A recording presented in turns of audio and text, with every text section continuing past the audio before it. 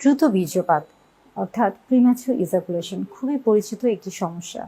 বিশেষ করে পুরুষরা অনেকেই এই সমস্যায় ভোগেন।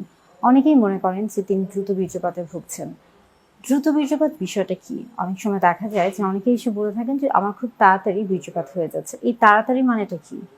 যদি দেখা যায় যে কমপক্ষে 6 মাস প্রতিদিনই দেখা যাচ্ছে যে আপনি যে সহবাস করছেন সেটা যখনই করছেন এবং সেই সহবাসের মধ্যে 1 মিনিটের মধ্যে আপনার বীর্যস্খলন হয়ে যাচ্ছে, অর্থাৎ বীর্যপাত হয়ে যাচ্ছে, সেটা কিন্তু দ্রুত বীর্যপাত হিসেবে পরিচিত। অর্থাৎ এটা 1 থেকে 1.5 মিনিটের মধ্যে হতে পারে। সহবাসের ক্ষেত্রে বিশেষ করে দেখা যাচ্ছে যে আপনার এই যে বীর্যপাতের যে বিষয়টি রয়েছে, এটি আমরা যখন খেয়াল করি 1 থেকে 1.5 মিনিটের মধ্যে 6 মাস পর্যন্ত এই সময়ের মধ্যে হচ্ছে, তখনই এটা মূলত দ্রুত বীর্যপাত হিসেবে পরিচিত। দ্রুত বীর্যপাত বিভিন্ন কারণে হতে পারে। অনেক সময় অনেকের যে আত্মবিশ্বাস সেটা অনেক কম থাকে। অনেকে মনে করেন যে আমি আসলে পারছি কিনা বা পারবো কিনা।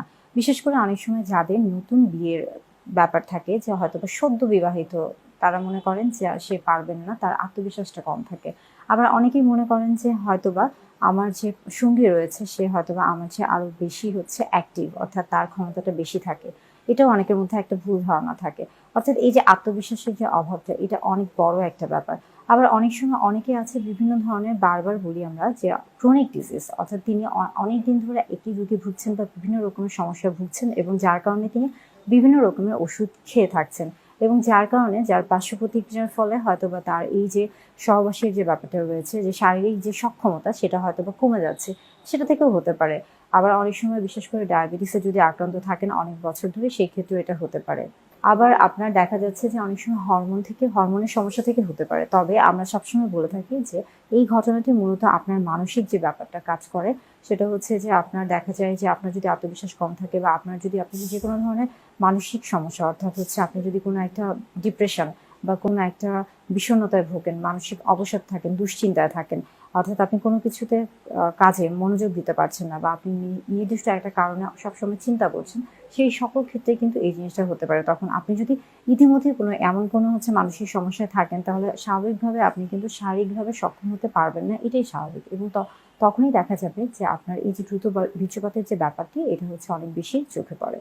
দ্রুত বীর্যপাত আসলে এটা কোনো শারীরিক সমস্যার ক্ষেত্রে আমরা বলে থাকি যে আপনি সবার প্রথমে আপনার যে আত্মবিশ্বাস, এটাকে আপনি আগে তৈরি করুন। আপনি সবসময় মনে করুন যে আপনি পারবেন। এবং আরেকটা যে আমার লাইফস্টাইল মডিফিকেশন, অর্থাৎ আপনার যে জীবনধারা, আপনি সবসময় চেষ্টা করবেন স্বাস্থ্যকর একটা জীবনযাপন করার, অর্থাৎ পুষ্টিকর খাবার গ্রহণ করুন, বিশ্রামের দিকে খেয়াল রাখুন, এবং আপনার যে অভ্যাসগুলো রয়েছে, খারাপ যে অভ্যাসগুলো রয়েছে, যেমন দেখা যাচ্ছে যে আমরা বলে থাকি চেইন স্মোকার, এই যে অতিরিক্ত ধূমপানের যে ব্যাপারটি থাকে, বা অনেকে মদ্যপান করে থাকে, এই যে বিষয়গুলি, এগুলো থেকে নিজেকে বিরত রাখার চেষ্টা করুন।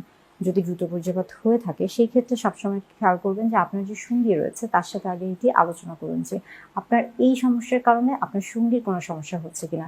যদি সঙ্গীর কোনো সমস্যা না হয়ে থাকে, তাহলে এটা কিন্তু আসলে আপনার ক্ষেত্রে তেমন কোনো সমস্যাই না।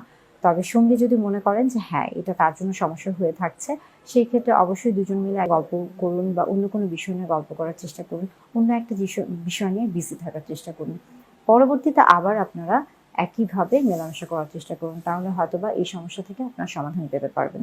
দ্রুত বীর্যপাত আসলে তেমন কোনো সমস্যাই না, এটা মূলত মানসিক সমস্যা থেকে হতে পারে। যদি আপনার মানসিকভাবে একদমই ভেঙে পড়েন, সেই ক্ষেত্রে এটা হওয়ার সম্ভাবনা অনেক বেশি থাকে। তাই এই ক্ষেত্রে অবশ্যই কিন্তু আপনার যে আত্মবিশ্বাস, এটা সবচেয়ে গুরুত্বপূর্ণ একটি বিষয়। এবং যদি আসলে আপনি মনে করেন যে না, আত্মবিশ্বাস রয়েছে কিন্তু তারপরে হয়তোবা কোনো কারণে হচ্ছে না, শারীরিক কোনো কারণে, সেই ক্ষেত্রে অবশ্যই চিকিৎসকের পরামর্শ